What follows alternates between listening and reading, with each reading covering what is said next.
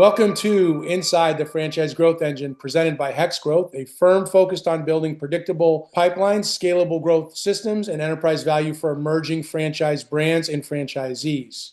These are real stories from real franchise brands and franchisees, but we go deeper. Inside the Franchise Growth Engine, leaders unpack the systems, capital decisions, and operational discipline that turn growth into enterprise value.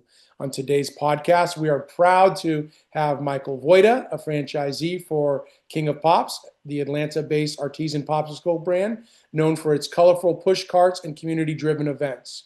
What makes this model fascinating is that it is super capital efficient, event-driven franchising where success depends less on real estate and more on local partnership, events, and community engagement. Michael brings a background in marketing and entrepreneurship, which makes his perspective especially interesting for anyone considering franchise ownership. Michael, thank you for joining us today. Yeah, thank you so much. I appreciate the opportunity to share the wisdom I've gleaned, I guess, but happy to be on. Thanks so much. All right, Michael. So I guess, let's start with give us a brief overview of your background and what led you to become a King of Pops franchisee. Yeah, thank you. So, my background is in experiential marketing. That term, for those who don't know, is really about events and promotions and really face-to-face marketing of brands and services. So they kind of put it under the experience world. So best way for me to describe it is if anyone's a sports fan and you're going to a local game and there's a brand out there that's sampling something or trying to showcase a service. That's kind of one part of experiential marketing, but it's a whole ecosystem. I started working with the National Hockey League. I've run pro cycling events. I've done events throughout North America, and I've worked on both the agency side and the property side, having worked at the LPGA as well, so a lot of sports marketing background. And then, I'm an entrepreneur. I've owned two marketing agencies and a franchisee for King of Pops. How I got into King of Pops is an interesting story. It's a franchise and a brand that grew and was born in Atlanta, Georgia. And I live here in Decatur, which is just east of the city, but its own kind of area. And through my events and through the things I've run, they were, a vendor. They were part of some of the things I brought in for vending. And back in 2020, we all know the business world changed a little bit, and especially my business in events and experiential marketing, it really just stopped. And I had two younger kids at the time, and an opportunity came up with King of Pops, where they too were trying to figure out a new business model. Because as Don had mentioned, most of their work and most of the work we do is at events and festivals and things of that nature within the community. They started a franchise program. Initially, it was called Neighborhood Partnerships or Neighborhood Partner, where they knew that they had to get a different model, a different entry point into some more revenue streams. So it made sense for me. The entry point financially was very nominal, and I knew the brand very well. It had a ton of brand knowledge and awareness. It's a very iconic brand here in Atlanta, so I didn't really have to get out there and promote the attributes of the brand or the product. It was, kind of self-sold in that sense. I decided to do that. Funny story is I did it really to try to get my kids to, work a little bit and get some jobs, and they had other ideas. But no, all in all, that's really how it started, and where I started this journey with King of Pops. Awesome. And we talked to you on the pre-podcast call, I think earlier this week or last week, and you mentioned some of the flavors. What are some of those flavors again? Because I know that you were mentioning some of those, and I was, wow, these are awesome. Yeah, they're great. Stephen and Nick Carsa, who started the business, and there's a little bit of background to it. They were down in Mexico visiting one of their brothers, and they came across these fruit carts called palentas, and really all natural fruit. These people would take fruit that was kind of ripe, and then they would break it down into juices and create these flavors. So yeah, King of Pops has a myriad of flavors, but the number one seller is chocolate sea salt, which is really, really, they're all great. But yeah, there's raspberry lime, there's strawberry lemonade, there's a really great flavor we do during Halloween called Boo Oreo cheesecake, which is exactly what you would think, Oreo cheesecake. Banana pudding, key lime pie, black ginger lemonade. I mean, there's a lot of them, but they're all natural. There's no red dye number fives or any of that stuff in there. It's like strawberry lemonade is pureed strawberries, lemonade, and maybe a hint of agave sugar. But so it's that's the brand value and the brand property, or as far as all natural artisanal popsicles. Whole foods, simple ingredients for kids, which is great. I'm sure parents love that. Now, the chocolate salt, is it dark chocolate or milk chocolate? So it's milk chocolate with Oh, sea so good. salt, and yeah, it's the number one seller by far. Yeah, like it's 2 or 3x above everything else. There's like the dairy flavors. So you've got cookies and cream, which is like the number two. It's got chocolate chip cookies and like a vanilla cream base. There's banana pudding, which is what you would think, but it's got like graham crackers in it, chocolate sea salt, and others on the dairy side. And then there's the fruit side. These are 50, 60 calorie popsicles. So like strawberry lemonade, raspberry lime, blueberry lime, a lot of lemonades. So like, and then here in the South, we call it an Arnold Palmer, but it's, iced tea and lemonade mix. Yeah. That's pretty popular too. But as you can imagine, I mean, we're just starting the season in a few weeks. March through October, November. It's really the season. So yeah, it's a great product. And we'll talk more about what the footprint is, which there really isn't one. It's a cart, so we can kind of go anywhere and anywhere. But those are some of the highlights. Yeah, and that's actually my next question, which is related to the footprint, which is what the King of Pops model is different than traditional franchises, right? It's mobile, it's event driven, as we talked about before, rather than brick and mortar. What attracted you to that structure? Flexibility from a client perspective. The cart is very, it fits through doors. So you're going to do a corporate event inside. You're outside a lot at festivals, at schools. I have 2 universities in my territory, so we're always doing graduation events, things of that nature. It's very, very turnkey. There's no need for electricity, and as someone who's run events, that's really a positive because when I was running events, like if it was very like difficult and high maintenance with some of these vendors, it's more work. For us, we just show up, and we have a cart. It fits about anywhere from 300 to 400 pops, dry ice, pop the flag, turn on your Square POS system, and off you go. It's very, very, very turnkey, and we can do it almost anywhere. So I think that's yes, it's certainly different than a brick and mortar. And it's funny, King of Pops has let's call them retail outlets in brick and mortar places.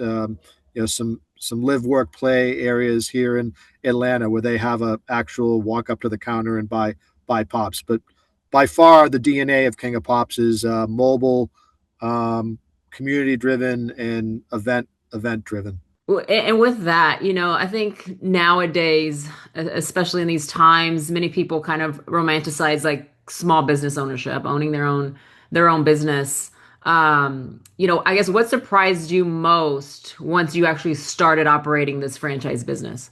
Without sounding corny, like love of the brand. Like I knew people liked it, but I mean, it's amazing excitement that people have. I mean, especially, kids, right? I mean, kids love popsicles, and we have the card has a rainbow umbrella. It's the main branding for the business. So whenever anyone sees that, they know King of Pops is there. I think the other surprising part from a business sense is the opportunities beyond what you would think, from private upscale catering events at maybe someone's house, or corporate events, training. I've done nurse training for Emory Hospital, where they wanted a treat for imagine these nurses who are in classes all day and they get out at 4 o'clock and they see a popsicle. We have a saying at King of Pops. We're all about unexpected moments of happiness. We call them UMOs.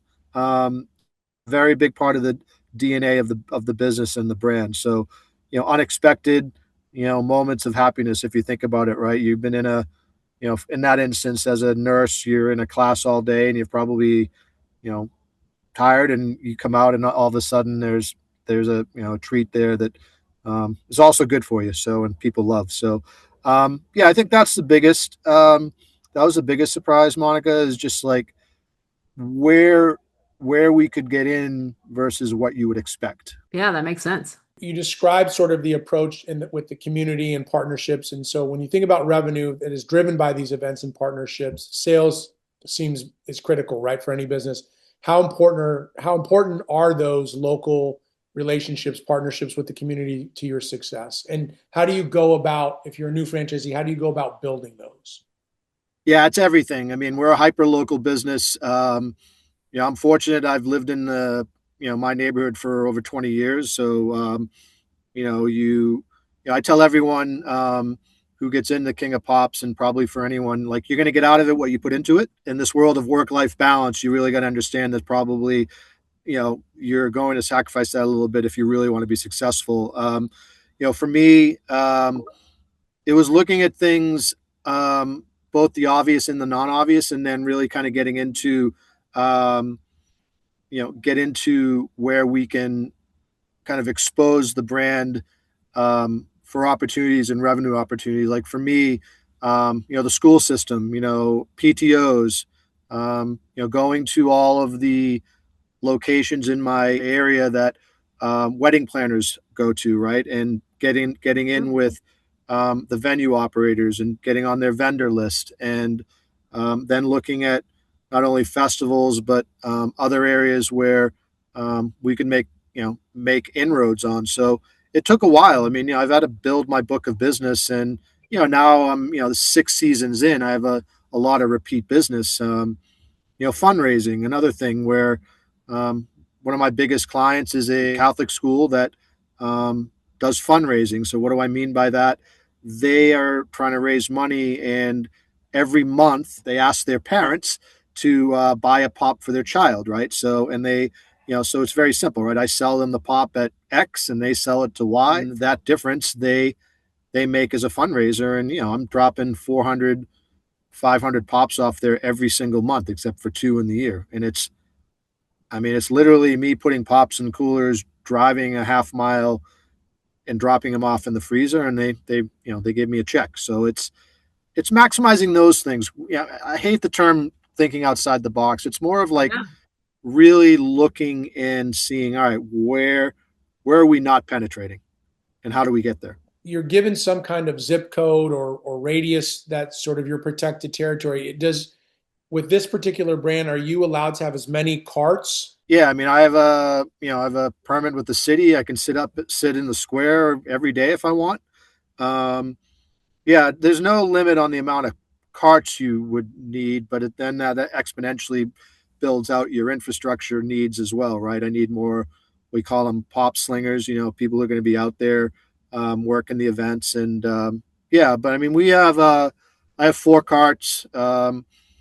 And coolers. We do deliveries as well. So, someone needs us, there's a certain threshold of popsicles. Like if someone's like, hey, I want 25 pops for my child's second birthday, economically, it's easier for us to just put that in a King of Pops cooler with some dry ice and deliver it, versus them paying for a full service where we have to deliver the cart, I have to staff it, and all of that. So there's a lot of those conversations that go on almost daily.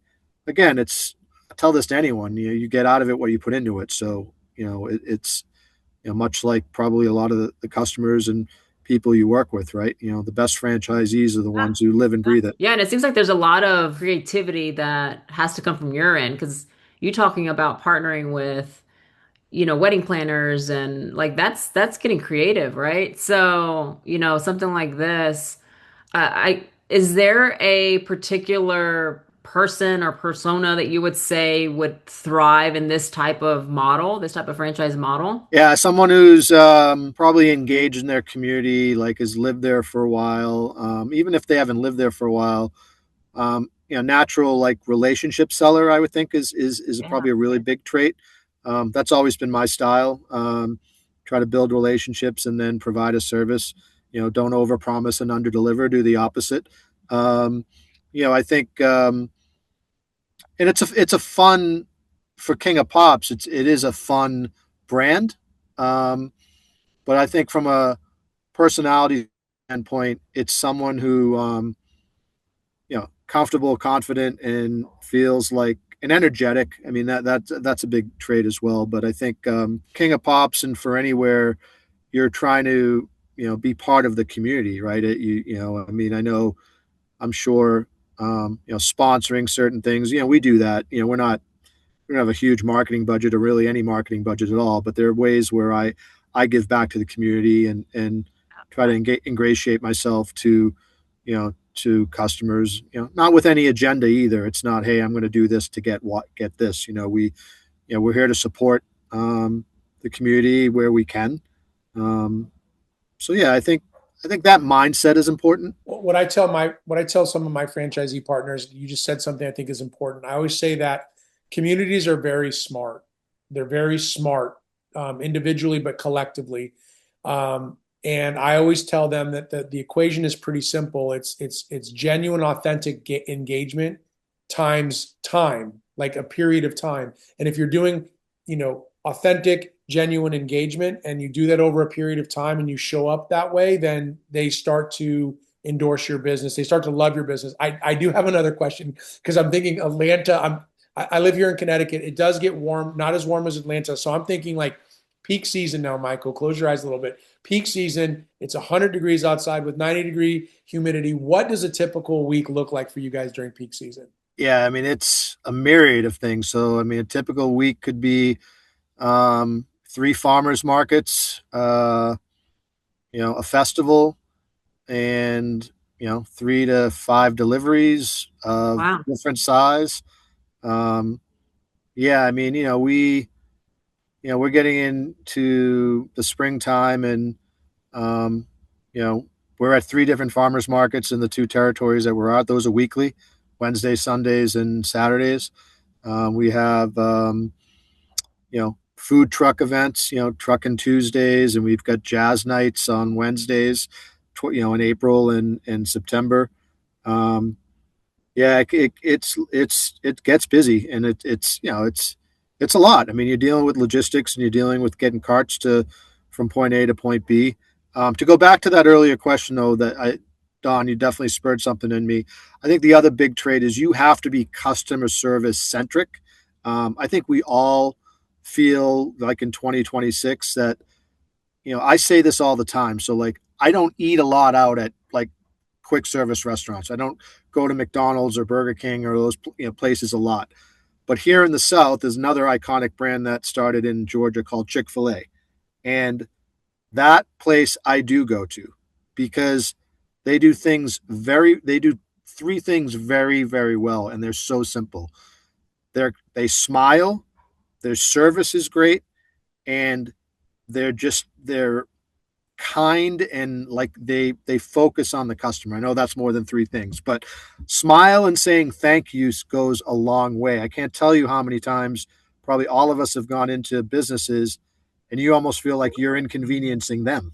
You know what I Yeah. mean? So I think it seems like common sense, but to your point, Don, as far as being authentic, yes, it's not just like a buzz term. Like you go out of your way, like there are so many times where I've had to stop what I'm doing because I had to go do something or make good or bring some extra popsicles, and it wasn't an ideal thing, but I knew that it has to be done because I'm in a small community, and reputation is everything. I can't not be customer centric. What I'd like to know, because it sounds like you have your process really locked in well, going out in the community and, like I said, getting creative on who you build relationships with.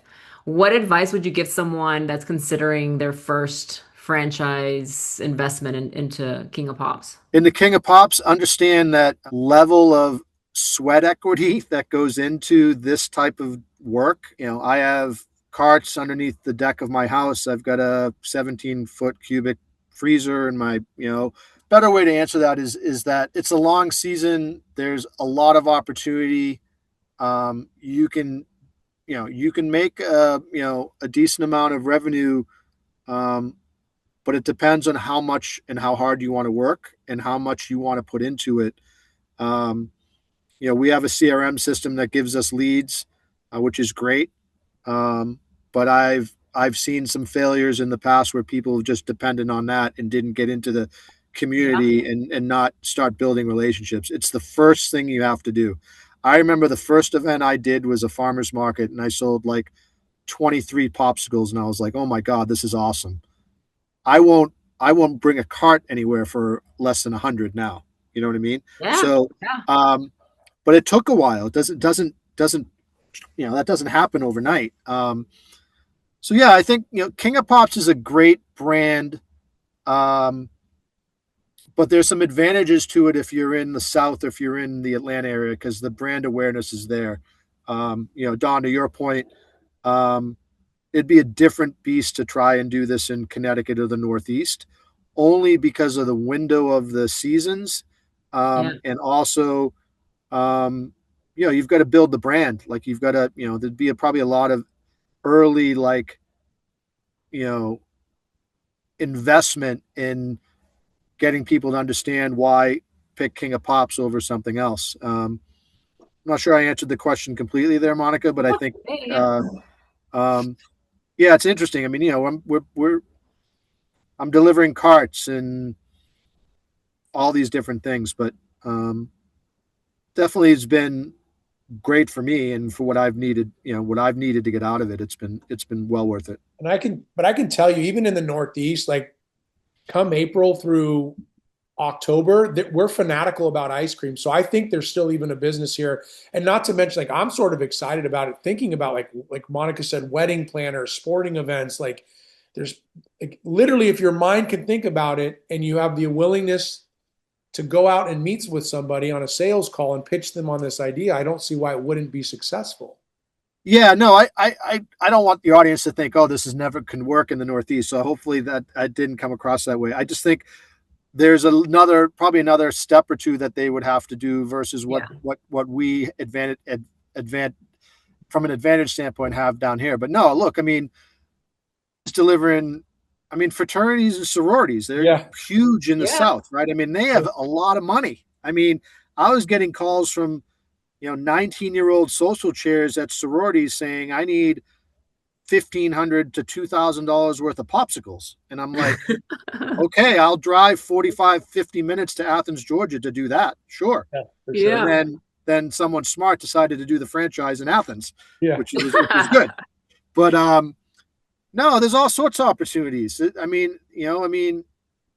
And word of mouth marketing is big and reputation is big and customer service is always very important. But no, there's when it gets cooler, that doesn't mean I'm selling pops over the winter. I mean that Yeah. example I gave you in the Catholic school, they buy them all the way through.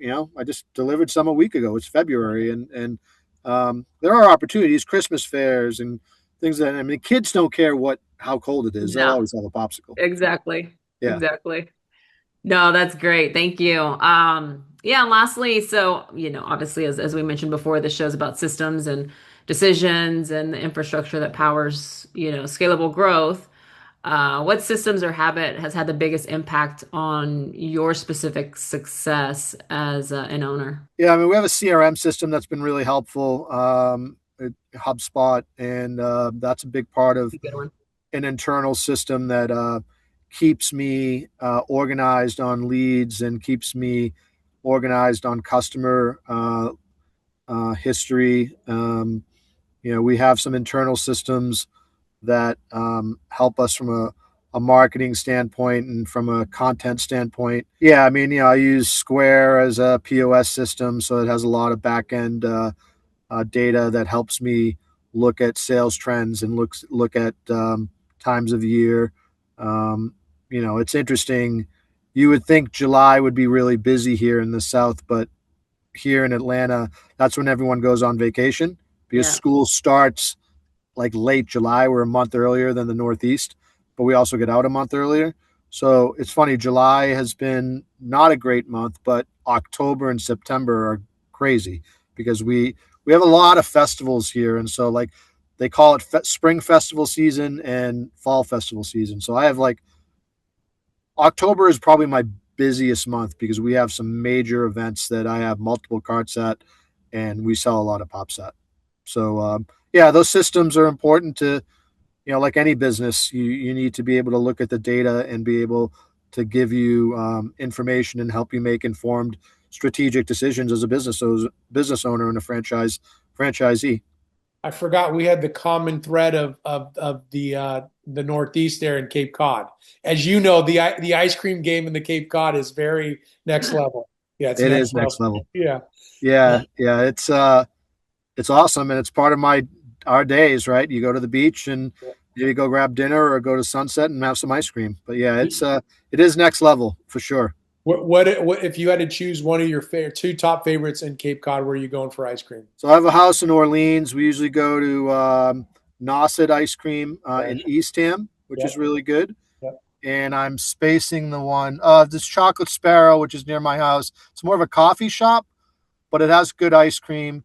And then there's one other place in Orleans, but I'm spacing it. I mean, look, my number one in Massachusetts is Emack and Bolio's. I mean, that's really, really high end, really good ice cream. I usually get it in the Back Bay, but they have actually I take that back. They have an Emack and Bolio's in Orleans, and I'll put them up at number one. Yeah, we'll drive to Sunday school, but our number one is Four Cs. We have a house in West Yarmouth, but we'll go to Four Cs, and that I don't know if you've been to Four Cs, but Four Cs has been there since the 30s, and looks like there's not been any update to the interior of that place since they opened it. So yeah, that's the beauty of the Cape, though, isn't it? It's beautiful. Yeah, I mean, Emack and Bolio's is in an old house. I mean, it's like if you didn't know, you would think it was someone's house and it was a front porch. Yeah, Monica and her family are going to use our house this summer, and we're going to have a whole laundry list of things that they have to go do in there. Yeah, so. Absolutely. I'll report back, Michael. I'll report back. Yeah, absolutely. Yeah, as I said to you guys on the pre-podcast interview, it's my happy place. So, hey, Michael, thank you so much. We really are grateful for your time. We appreciate you making the time for us. Yeah. No, absolutely. If I'm hopeful anything I shared will be helpful to your listeners and your other franchisees. But yeah, no, I really appreciate the opportunity. Yeah, we're going to share obviously your information as well when we post. But if you want to kind of share, I guess the best way people can find you or get a hold of you. Yeah, I mean it's Michael at kingofpops.com. But honestly, like I'll push everyone to kingofpops.com as the parent company. I mean they're we're expanding. I mean, we have a distribution partner all the way that has an actual distribution center in I think Weston or somewhere in Massachusetts. So they're growing, and King of Pops is probably going to be heading up north eventually for sure. But I think kingofpops.com is a great place to go and kind of get an idea of the DNA of the business and what it's all about. Fantastic. Thank you. Appreciate it. Yeah, thank you guys. Appreciate it.